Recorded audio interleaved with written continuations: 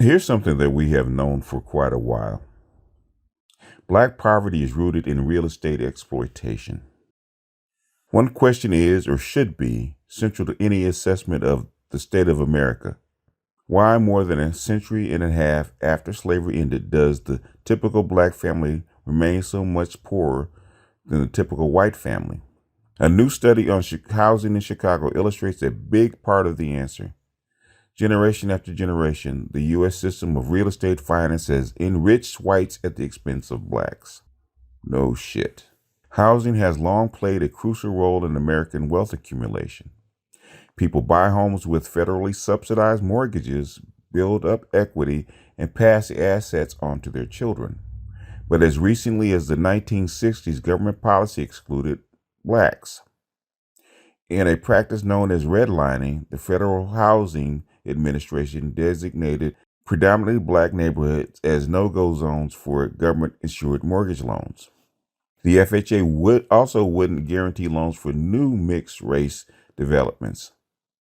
The presence of even a single black family was enough to warrant rejection. No wonder white folks didn't want black people in their neighborhoods. Hence, blacks had to find other ways to obtain shelter.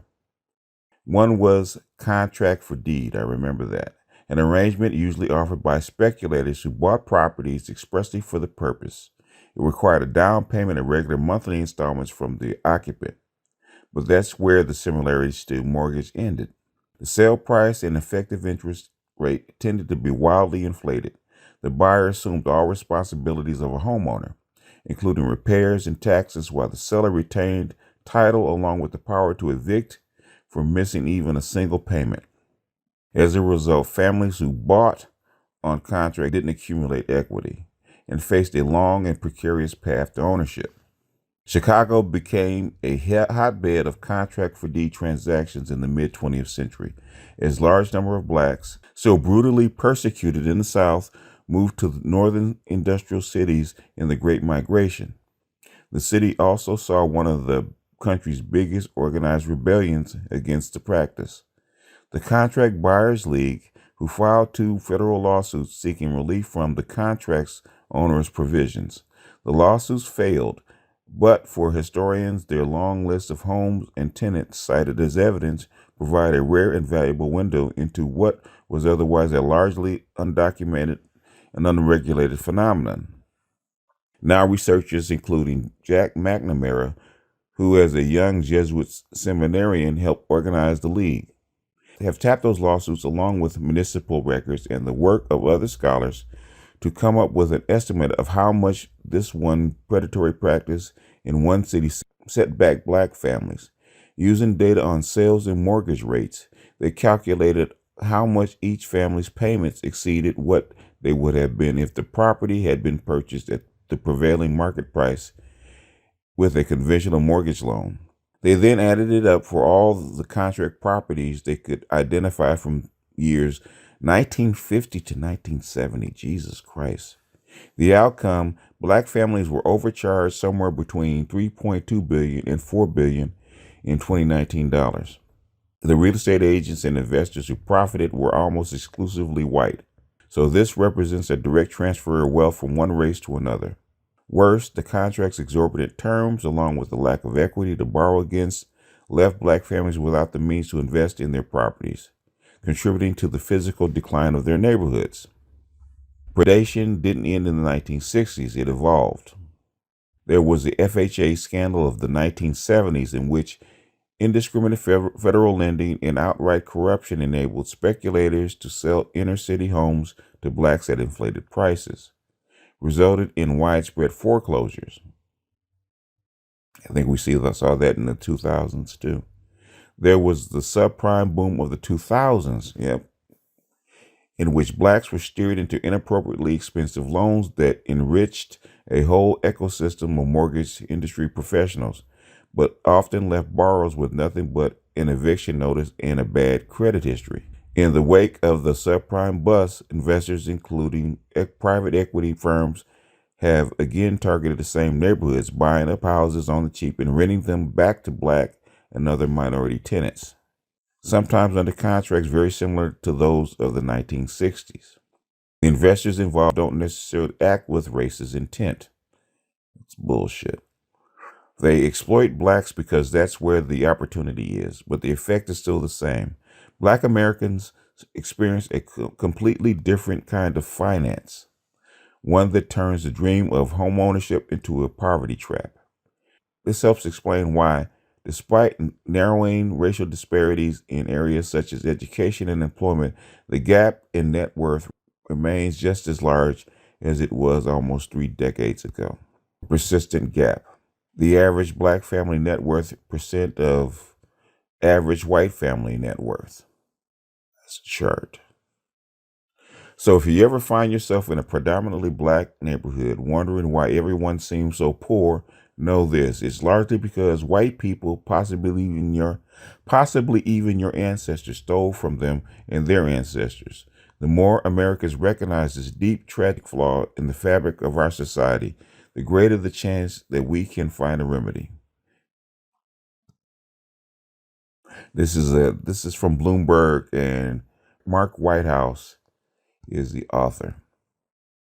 This story is as old as time, and this predation happened all over the country. They focused on Chicago, but it happened in LA, it happened in New York, it happened all over the South.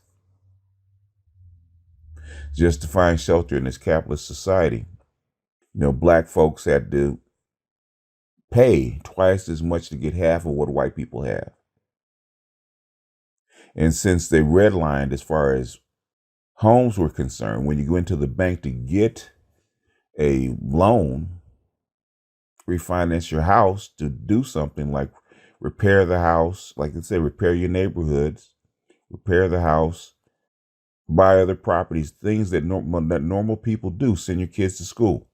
You refused mortgages, or your mortgages are double the interest rate of everybody else. That's what redlining meant. So white wealth was 2 or 3 times as much as yours because their homes were worth 2 or 3 times as much as yours.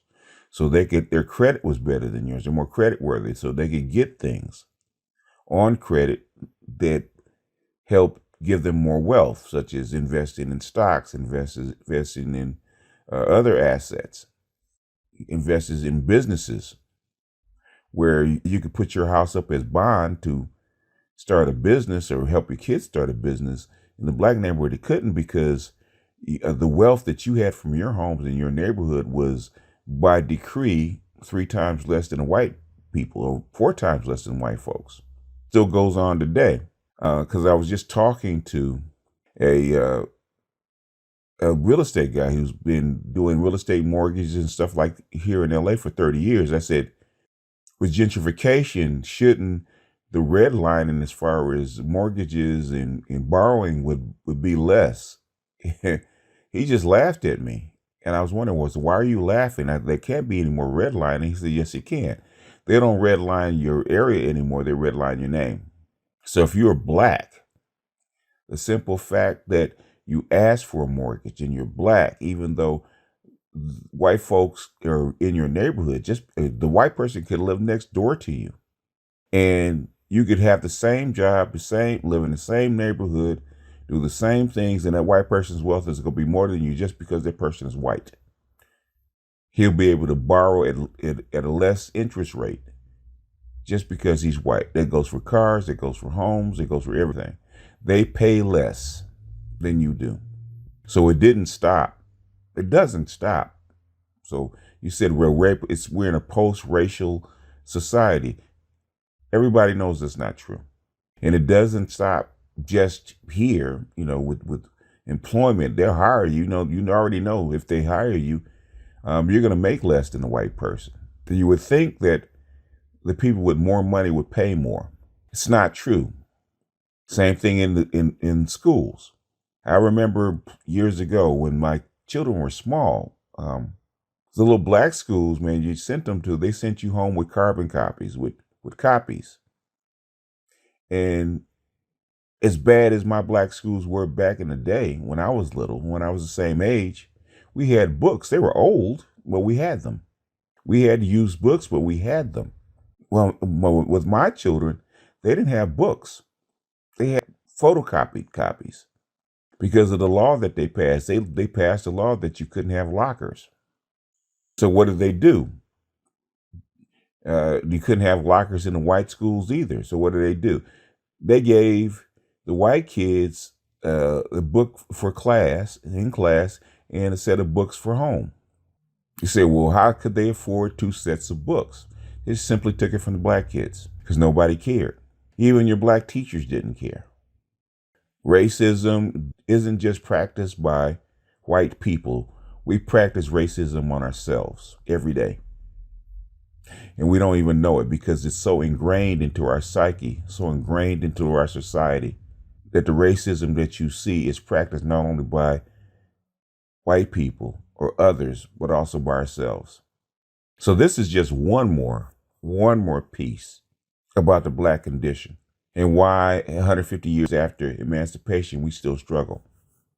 Now, the racism may have gotten softer compared to what it was 50 years ago, 60 years ago.